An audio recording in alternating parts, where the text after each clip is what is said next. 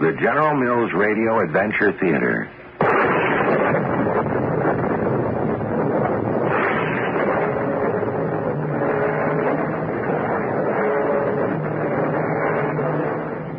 Welcome again to the magic world of radio, where your imagination can lead you to more thrilling adventures than you could possibly dream of. I'm Tom Bosley, and today we take a sprinkling of historical truth, for some of the people you will meet during this next hour really lived, and mix in well a great adventure story with a touch of mystery. I'm not going to beat about the bush any longer. I'll tell you just what that mystery is. It is who really was the man in the Iron Mask. Our adventure story, The Man in the Iron Mask, was written by Alexandre Dumas and adapted especially for the General Mills Radio Adventure Theater by G. Frederick Lewis and stars Paul Hecht. I'll be back shortly with Act One.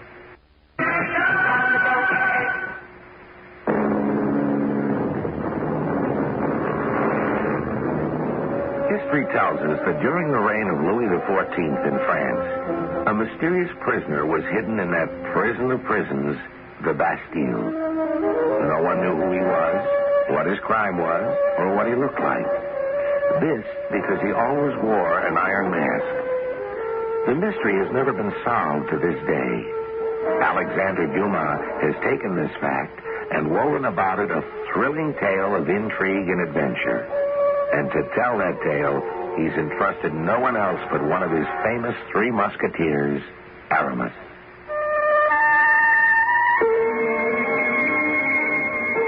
Yes, I am Aramis. Once a musketeer, now a bishop. And although I have become a man of the cloth, my heart has remained as adventurous as ever. And as in the days when Porthos, Athos, D'Artagnan, and I held off armies with our swords and fought duels for honor, this longing, this desire to help the helpless never left me. I had heard of a young man of 21 confined to the Bastille for 8 years. In fact, since he was 13. I made myself known to the jailers of that fortress prison and said I had come to hear the lad's confession. I was taken to the prisoner's cell.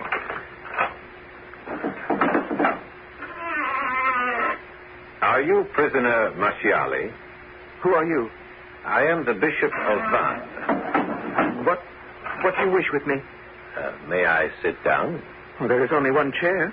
It is yours. I prefer to remain on this cot lying down. Are you well? As well as one could expect in a dungeon of the Bastille. You do not suffer? No. You have nothing to regret? Nothing? Not even your liberty? What do you call liberty, Bishop? I call liberty the happiness of going wherever a 21-year-old may wish to go. The flowers, the stars, the air, light. I have what is better than light. I have the sun. A friend who comes to visit me every day without the permission of my jailer or the governor of the Bastille. He comes in at the window, increases from 10 o'clock till midday, and then decreases from 1 to 3, slowly. When my friend's last ray disappears, I've enjoyed his presence for 4 hours. Is that not enough? Your name is Philippe, is it not? You know a great deal about me. Yet not enough. Bishop, I do not wish to talk with you any longer. Please go. One last question. Have you no mirror or looking glass? What are those two words? What do they mean? They are two pieces of furniture which reflect objects, so that you may see your own face as you see mine now. I have never known such things. Even before I was brought here in the house of the people I lived with, there were no mirrors. What people did you live with? I have said too much already. Please, go. Perhaps next time I shall come again. Guard! Wait a minute. What do you mean? What good are mirrors to me? None to you now, Philippe. But someday, pray God, soon they will mean a great deal. So that I can see myself? For what and who you really are.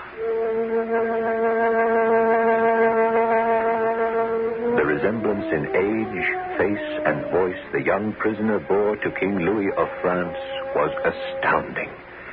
Try as I might, I could not bring young Philippe out of my mind. The entire episode rang with injustice. I formulated a plan which took no little time, secrecy, and effort, and when all was ready, went to see the Minister of Finance of King Louis's household, an old friend, Monsieur Fouquet. We met in the garden of his country estates. I am glad you came to see me, Aramis. I am worried. Worried? Why? I hope I have not bitten off more than I can chew. Afford is what I mean. The gala ball, dinner, and everything I am planning for the king's birthday draws nearer and nearer, and my money flows faster and faster. You, who are Minister of Finance for the king, surely you do not worry about money. How can you say that? I do not touch that. I am spending my own money. Well, have I not been telling you, Fouquet, the many weeks I have been your guest here, that I shall personally see to it you will be recompensed. Dear old friend, you will forgive me if I am somewhat skeptical how a poor bishop, formerly an abbé, and before that a penniless musketeer, could secure me millions to entertain the king. You are a man of little faith. Faith? I love the king and am quite prepared to go bankrupt to honor his birthday. What brings you here today, Aramis? Are you staying? Oh, no. I am on my way back to Paris. You came all this distance to reassure me I shall have the money to entertain His Majesty? Well, I came to ask you, Fouquet, for a certain letter. Lettre de cachet, to be exact. That is a dangerous request. It is a sealed order for death. Yes, sometimes. You wish to have someone placed in the Bastille? Oh, no, on the contrary, to let someone out. A poor devil by the name of Seldon. He has been imprisoned 10 years for 2 Latin verses he made against the Jesuits. Is that all he did? That's all. He committed no other crime? Beyond this, he is as innocent as you or I. Well, I shall write such a letter immediately. What did you say his name was? Seldon.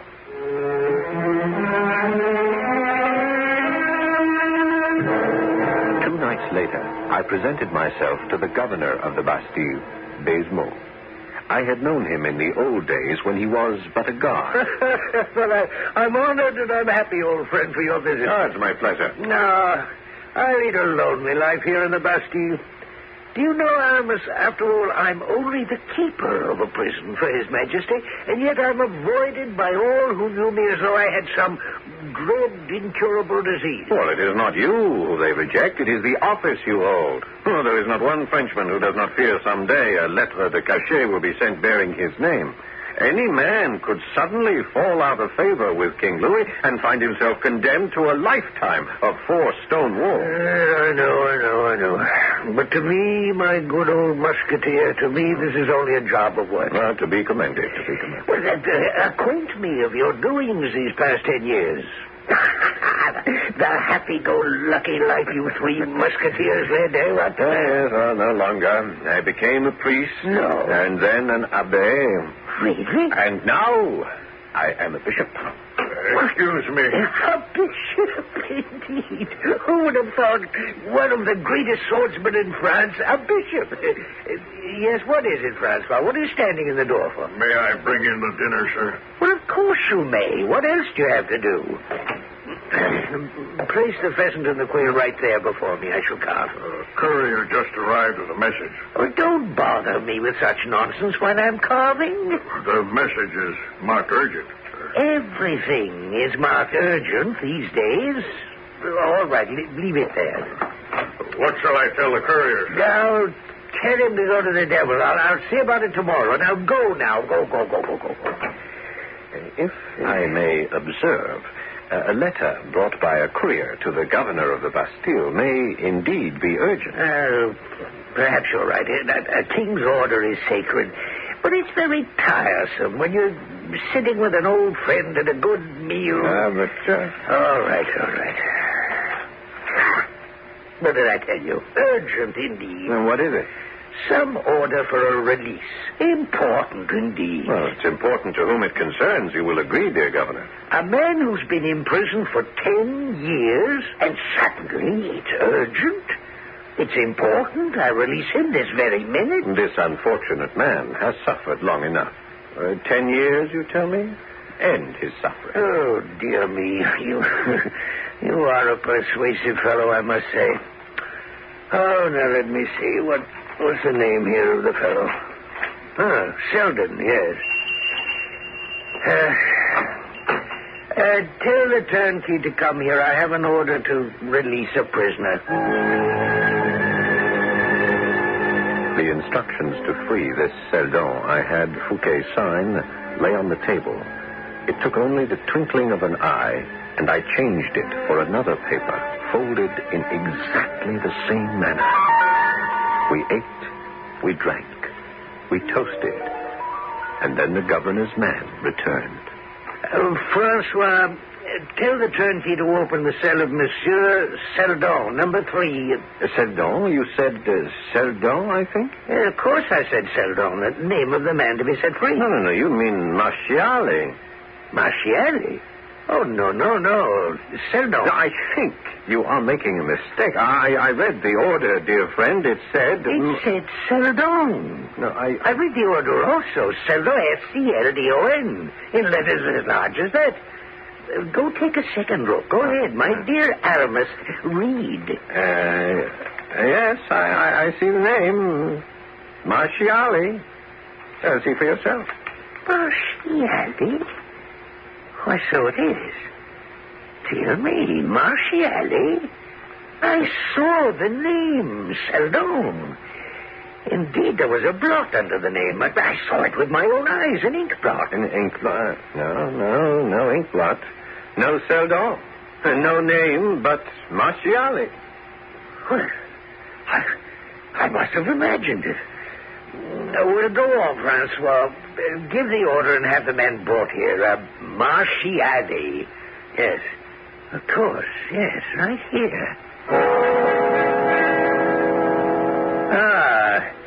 Marchiali. This lettre de cachet instructs me to release you forthwith. Frankly, if it were not for the good bishop here, you would still be in your cell and I should be having my dessert.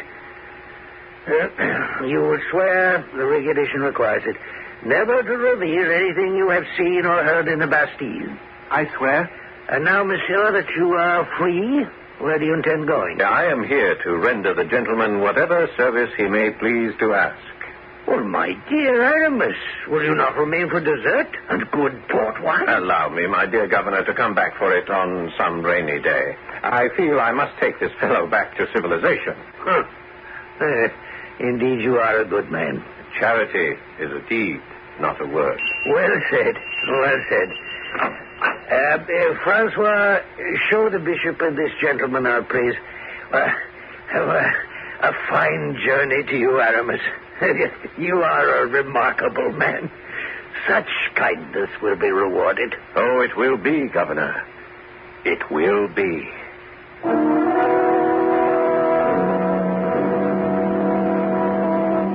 It would certainly seem that Aramis, the holy musketeer, or if you will, the swashbuckling bishop, is planning to place Philippe on the throne of France. Now, why is he so certain that Philippe should be king, that the present King Louis XIV is the pretender and not the rightful ruler? Well, we shall learn more of this extraordinary adventure when I return in just a few minutes with Act 2. The General Mills Radio Adventure Theater will return shortly.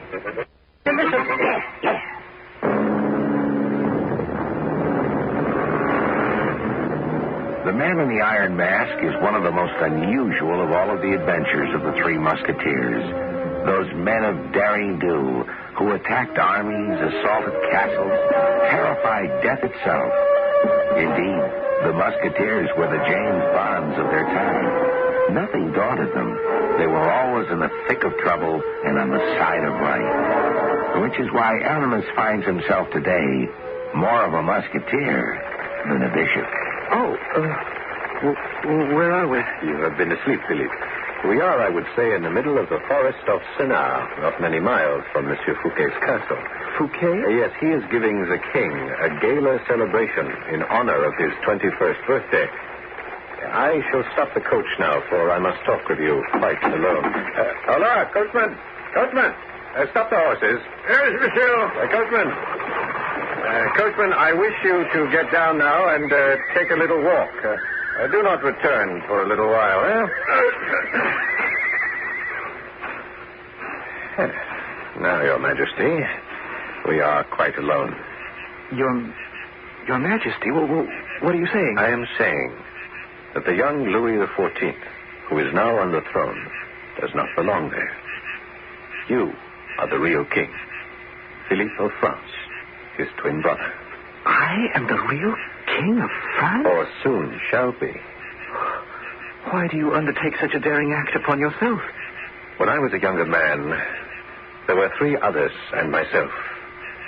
A captain and 3 musketeers. We lived by one code, and one code only.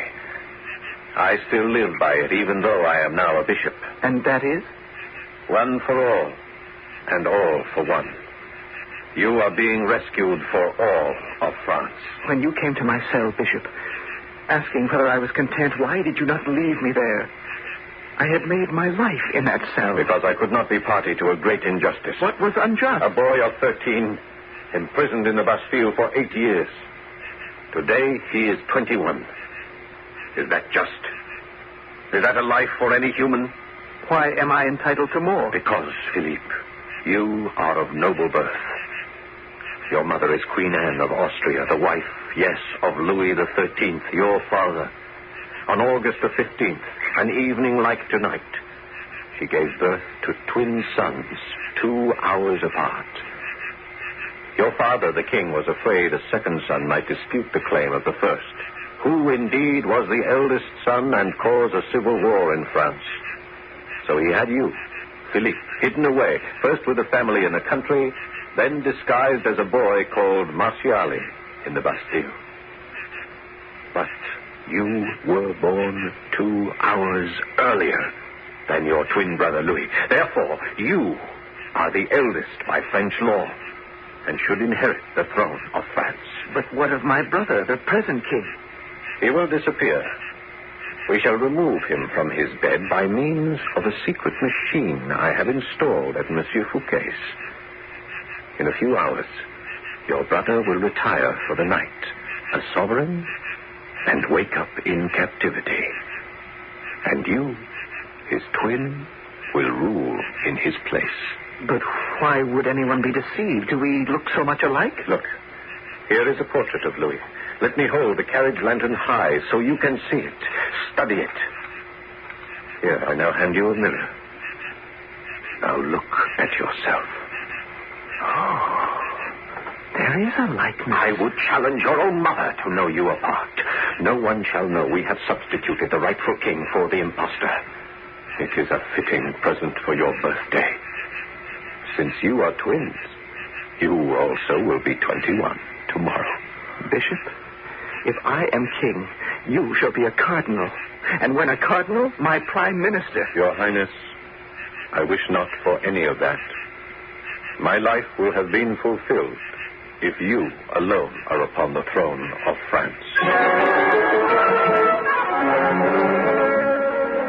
Monsieur Fouquet was a man of extraordinary taste. His castle, furnishings, his gardens were indeed the finest in all France. The food he served at the king's celebration was finer than Louis himself ate at the royal palace of the Louvre. After the banquet, there was a concert, theatricals, the fountains cascading. There were fireworks, all in honor of a 21-year-old king. As the king retired, Aramis, I saw him into his room, Fouquet. It was truly an unforgettable celebration. You think he enjoyed it? Every moment, I am certain of it. Good night, sir. Good night. Sleep well. I shall sleep happily only if the king himself has a good night. He will. He will. It will be a good night for all of us. Of course, Fouquet had no idea that I had installed a device well known from the Middle Ages, whereby the entire floor of a room can be made to lower to the very cellar itself. What dreams or nightmares Louis experienced, I cannot say. But when he awoke, his gilded bed stood on the earth below the ornate bedroom. 2 armed men, masked, clad in cloaks, held high a lantern. It's time to get up. Well, what is this? What is the meaning of this jest? There's no jest. Do you belong to Monsieur Fouquet? It matters very little to whom we belong. We're your masters, and that is sufficient. But at least you can tell me what the two of you want. You'll know by and by. Will you be good enough to follow us? I will not stir from this dungeon. If you are obstinate, my young friend, we shall have to roll you up in a cloak and carry you. If you're stifled there, so much the worse for you. Do you not know who I am? I am King Louis XIV. You may have been a king, but no more.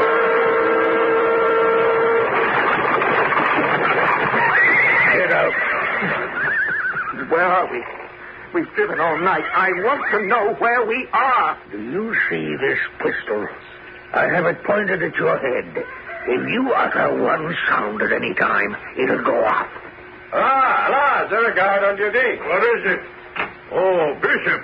Whatever are you doing driving a coach into the Bastille at this hour of the morning? Good morning, Francois. Extend me your hand to get down, please. There you go. It's been a long night. Who is that? Proof that even a bishop can be wrong. Guard? Yes, sir? Remain here with the prisoner. I'm going inside. Oh, and fire the pistol at once if the prisoner speaks one word. Francois, take me to the governor. Is he up? Oh, yes, Bishop. He was about to leave for a hunt. I see him at the door. Governor, I'm glad to find you at this hour. Bishop, is something the matter? Who is that you brought here? Let us go to your rooms. What brings you here? A grave mistake, my dear old friend. It appears you were quite right when I was here last. About what? I shall tell you in the secret seclusion of your rooms.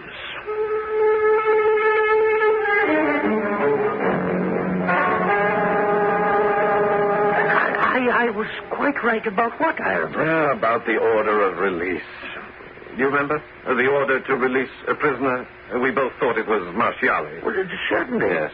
But you must remember that I didn't believe the order was for Marchiali. My dear Governor, it was a mistake. It was discovered at the ministry.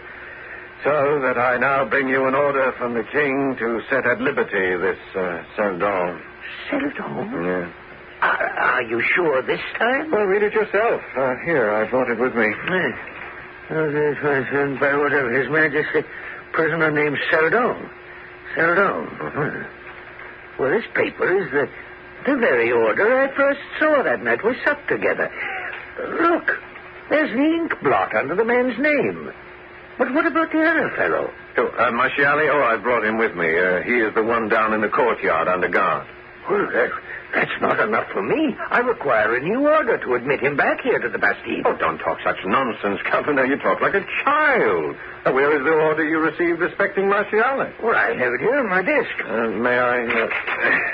Good heavens! You can't tear up royal instructions. Yes, but I have, into small pieces. Oh. And now I will set them alight with your candle. I'm a lost man. No, far from it, my good fellow. Now, I have brought you back this Marchiali, and it is just the same as if he had never left your Bastille, so shut him up immediately. He's a most dangerous character. Dangerous? How so? No one told me. Well, haven't you realized the resemblance between this Marchiali and...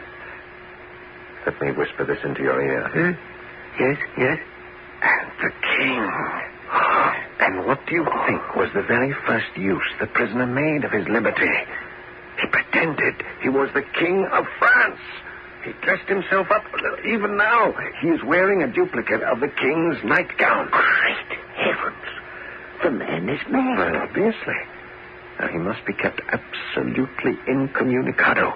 Now, believe me, if the king should hear any more of this fellow, it could mean a death sentence.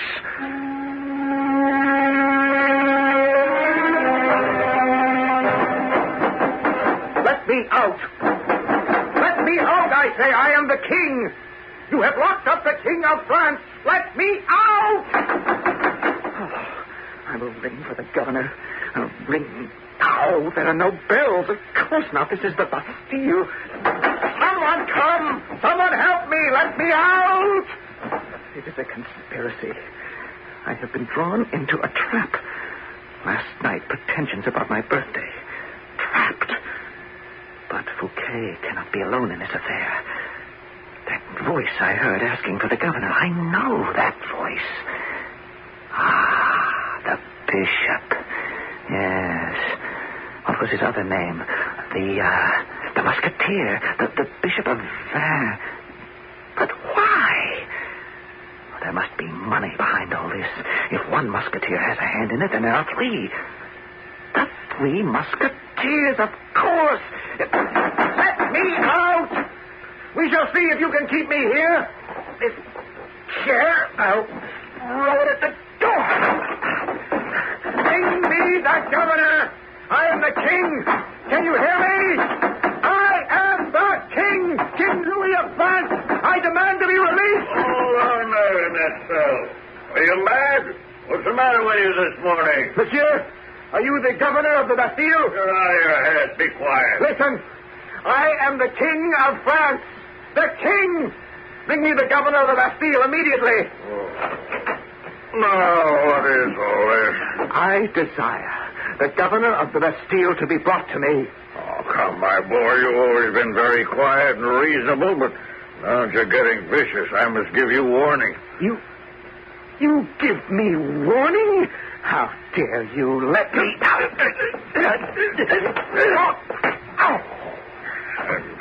Sorry to have had to render you unconscious, my good Marciali.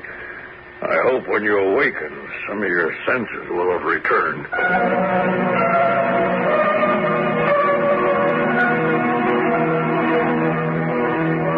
The Bastille was an endless hell on earth. The king, who had written many orders, or lettres de cachet, as they were called, depriving his personal enemies of their freedom, was now getting a good measure of his own punishment. Meanwhile, at Fouquet's castle, Philippe of France, hidden away, awaited the return of Aramis. Looking exactly like the kidnapped king will not be enough. Will Philippe be able to convince the courtiers, friends, his own mother, Anne of Austria, that he is really the king of France? I'll return shortly with Act 3. Well, General Mills Radio Adventure Theater will return shortly. Time for all what?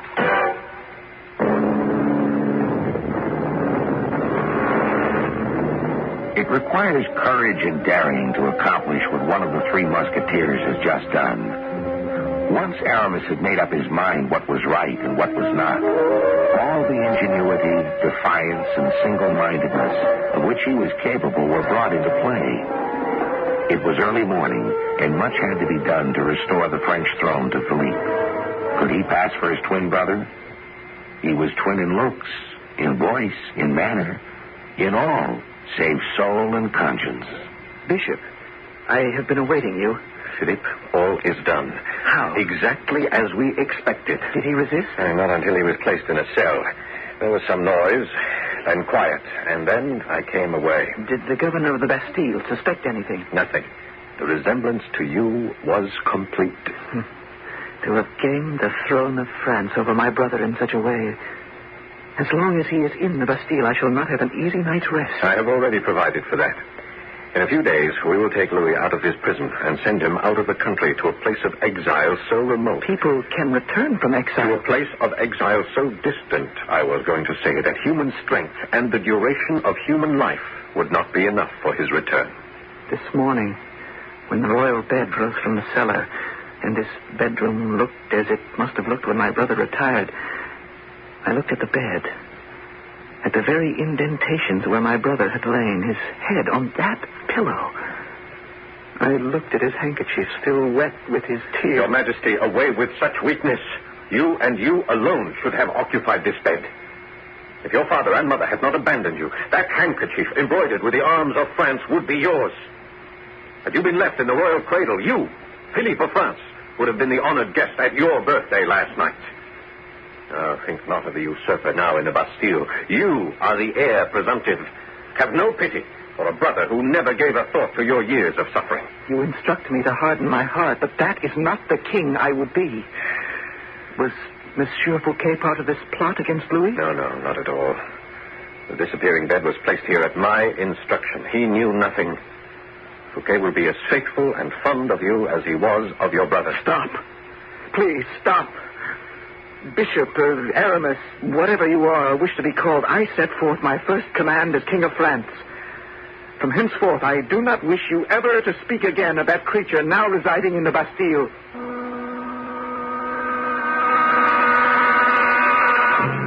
You, Philippe, needed more time, more instruction for me to assume the first day's royal duties.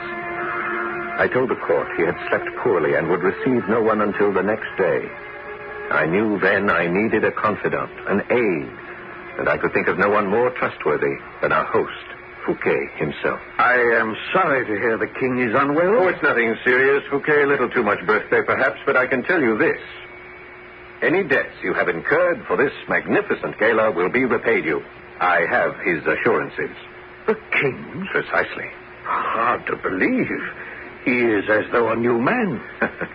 Without knowing what you have said, dear friend, you have hit upon something. What?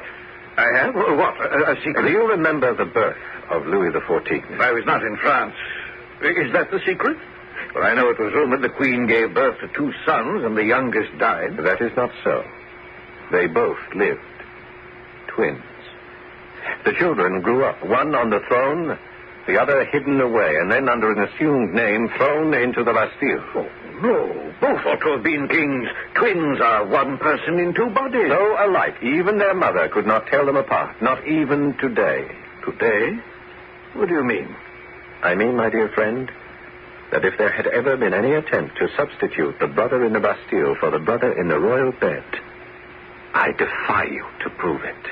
You mean I would not know the king? What king?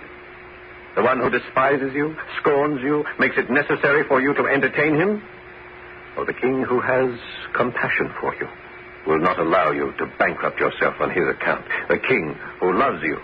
The king of yesterday? The king of yesterday is in the Bastille, in the place of his victim. Heaven preserve us. Who took him there? I did. Oh, no. You have dethroned the king?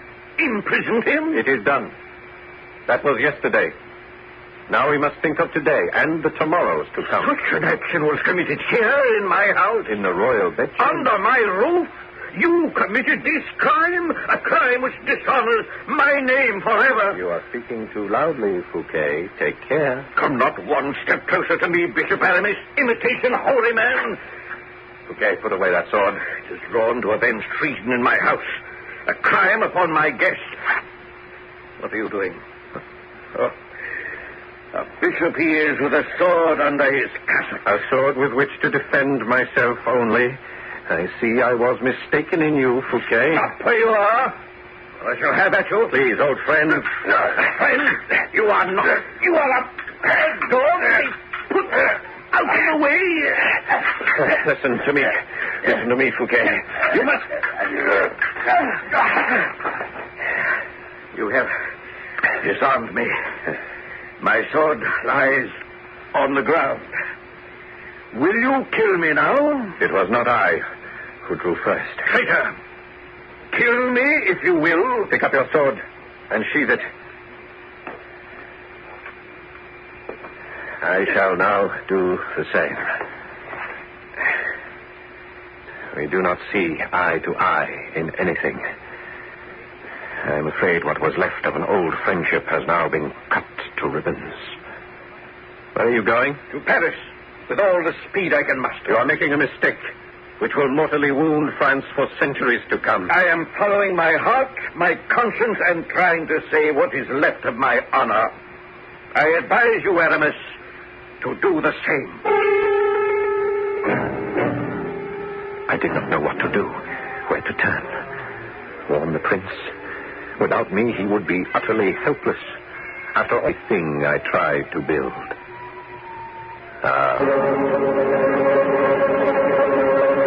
Have you come to assassinate me? Sire, do you not recognize the most faithful of your... You are free. Please, Your Majesty. I shall tell you all that I know of this plot to unseat you from the throne. Believe me, I am your friend. And so all my efforts to return the throne to the rightful heir came to naught. Fouquet removed Louis from the Bastille, and no one ever knew he had been there. Were it not for the ties of blood that bound brother to brother, an execution would have taken place. Had that happened, the very fears of their father would have been realized, for such a death could not have remained secret long. Instead, I, the Bishop of Vannes, was chosen to confront young Philippe with this sentence. So, we are both to be sentenced together, Aramis. Philippe, can you ever forgive me? It would never occur to me to do otherwise. I remember that day in the Bastille. How affectionately you spoke of your friend, the son, who visited you 4 hours a day in that little cell. We are all prisoners, good Bishop, of ourselves. What are the king's orders?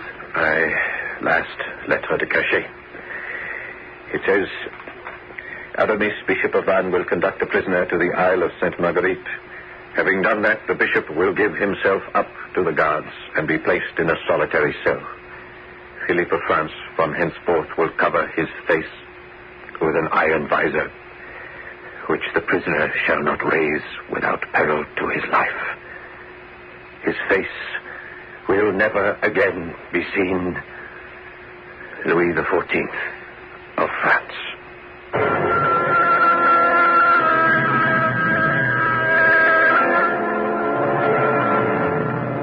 Where does fact leave off, and where does fiction begin? This much we do know, an historical fact, that during the reign of Louis XIV, a mysterious prisoner was interned, first in the Bastille, and later on the Isle of Sainte Marguerite. No one ever discovered what his crime was, who he was, or what he looked like. For until his death, his face was always covered. He was the man in the iron mask. I shall be back in a few moments.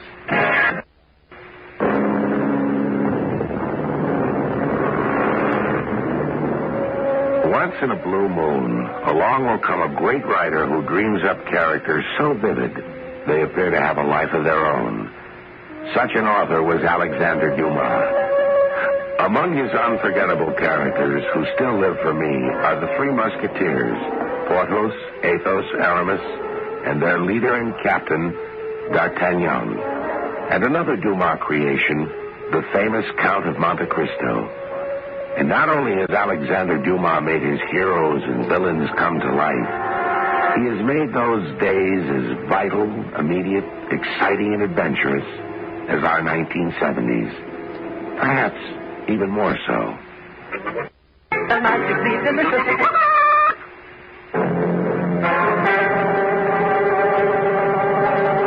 Included Paul Hecht, Russell Horton, Court Benson, and William Griffiths. The entire production was under the direction of Himan Brown. This is Tom Bosley inviting you to return to the General Mills Radio Adventure Theater for another exciting tale you can hear through the magic of radio. The General Mills Radio Adventure Theater is recommended by NEA, the National Education Association.